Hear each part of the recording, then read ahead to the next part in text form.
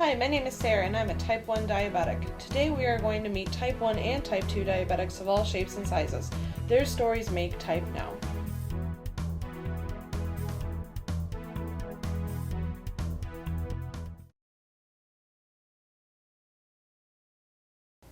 Hi Lena, how are you today? I'm good, Sarah. Thank you.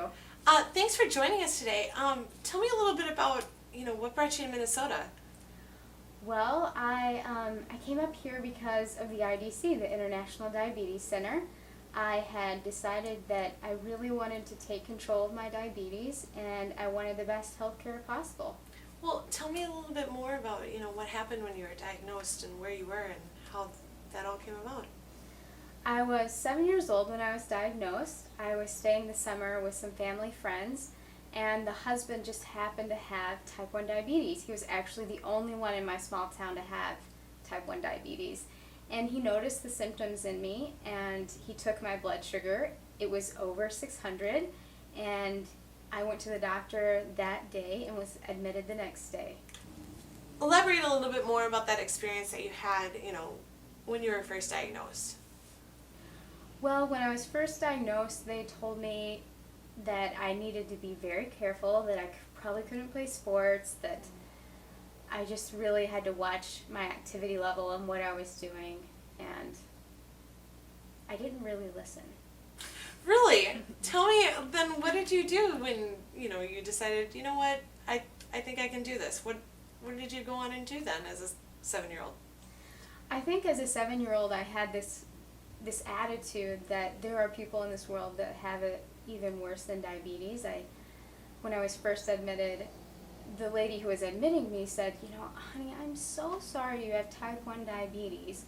And I looked at her and I said, there's a little boy at my school who can't walk, and I can still walk, so I'm going to be okay.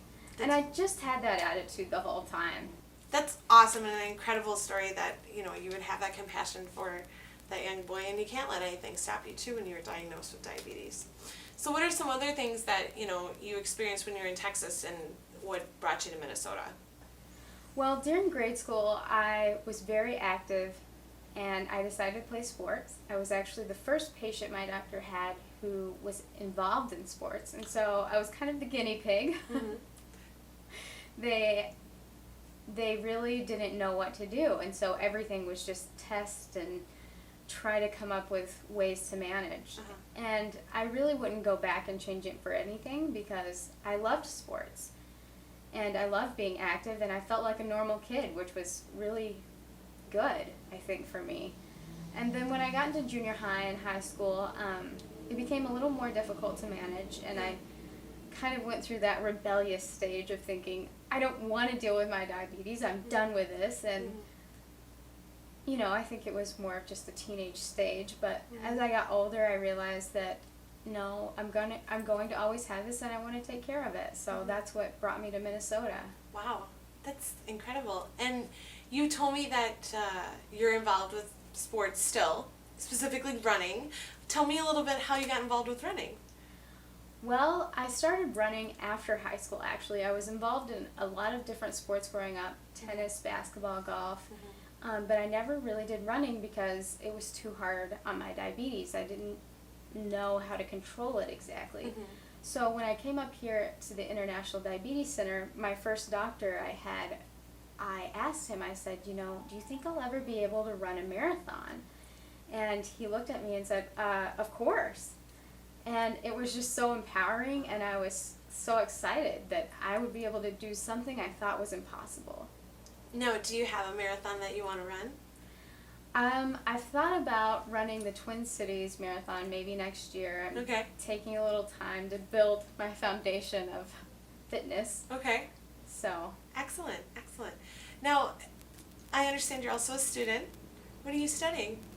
Right now, I'm studying neuroscience, and I'm really interested in the relationship between type 1 diabetes and cognition, and especially in later age. Okay. Do you feel there's a problem-solving component to that? Just being aware of those different reactions that you have from having a low versus a high blood sugar? Yes, I definitely feel that diabetes has helped me to problem solve. It's helped me I mean, at a very young age, I had to look at these numbers and decide, okay, what did I do to affect this number? Why did I go low here? Why did I go high here? And it's really helped me to problem solve throughout life. Yeah. Now, sometimes we'll hear some misconceptions from maybe others that don't necessarily know someone with diabetes or what they understand. You might hear some people say, well, that's not a good blood sugar, that's a bad blood sugar. How do you respond to situations like that? I think that I've learned, especially in the past few years, that you don't have to be perfect with your diabetes to be considered in control. And actually to have a good A1C, you only need half your blood sugars to be in range. And that's really helped me to accept diabetes, because when I was growing up for a while, I thought I had to be perfect. I thought that every blood sugar had to be in range, and I really felt bad about myself if those numbers weren't in range. So then how do you strategize when you deal with that now? If a blood sugar isn't in a range, do you go, it's okay, the next day you'll be better, it's just a number? that's right. I actually do look at it as just a number now. I had somebody tell me once that blood sugars are like a stoplight, and basically they either tell you to give more insulin, like go, like a green light, or to not give insulin, like a red light. And so That's a great approach. it helped me so much. That's awesome.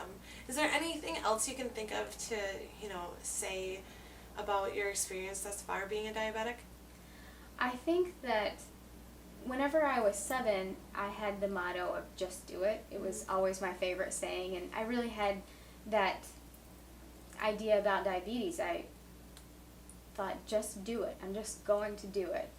And, as I went through the time period where I was rebelling against diabetes, I didn't really have a motto. But recently I've picked up the motto that I believe in redefining my impossible, which is another Nike saying, and I think it really goes along with running and marathons and whatnot, because I always thought it was impossible, and now I don't.